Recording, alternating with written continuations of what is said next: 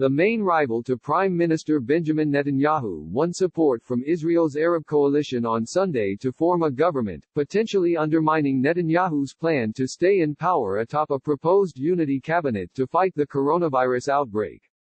After a third inconclusive election in less than a year left Netanyahu still 3 seats short of forming a majority, the Prime Minister has asked his main rival, Benny Gantz, the former chief of the Israeli military, to agree to an emergency government to fight the global pandemic. However, Gantz has so far been cool to the proposal, suggesting he could still try to form a minority government of his own, removing Israel's longest-serving leader. Israel's president on Sunday said he has decided to give Gantz the first opportunity to form a new government. President Reuven Rivlin's office announced his decision late on Sunday after consulting with leaders of all of the parties elected to parliament. Speaking at a meeting with Rivlin, Joint List head Ayman Odeh said its voters had said an emphatic no to a right-wing government and Benjamin Netanyahu. The Joint List is now the third biggest party in the Israeli parliament, after achieving a record showing in the March 2 election. Odeh called Netanyahu a serial insider against Israel's Arab minority. His coalition would not join a government led by Gantz, but could potentially provide it enough votes to govern. About a fifth of Israeli citizens are Palestinian by heritage but Israeli by citizenship.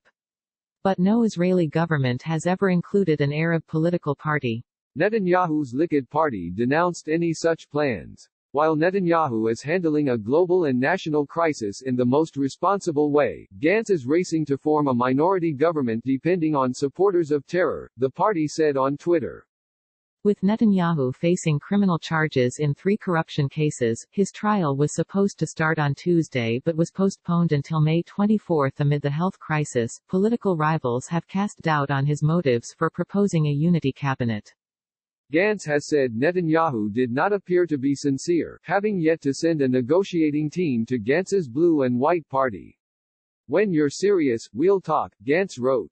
Hours after all 15 members of the Joint List of Arab recommended Gantz, kingmaker Avigdor Lieberman, of the ultranationalist, but secular Yisrael Beiteinu party, also said on Sunday he made the same recommendation to President Rivlin.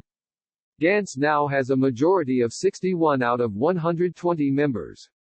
Following the decision by Lieberman, whose party won 7 seats in the March 2 vote, Rivlin summoned Gantz and Netanyahu to an urgent meeting at his Jerusalem residence on Sunday night, to discuss a possible emergency unity government, including Netanyahu's ruling Likud party and Gantz's blue and white. The latest elections on March 2 did not hand a decisive majority to either Netanyahu's bloc of right-wing and religious parties, nor the Gantz-led bloc of center-left and Arab parties.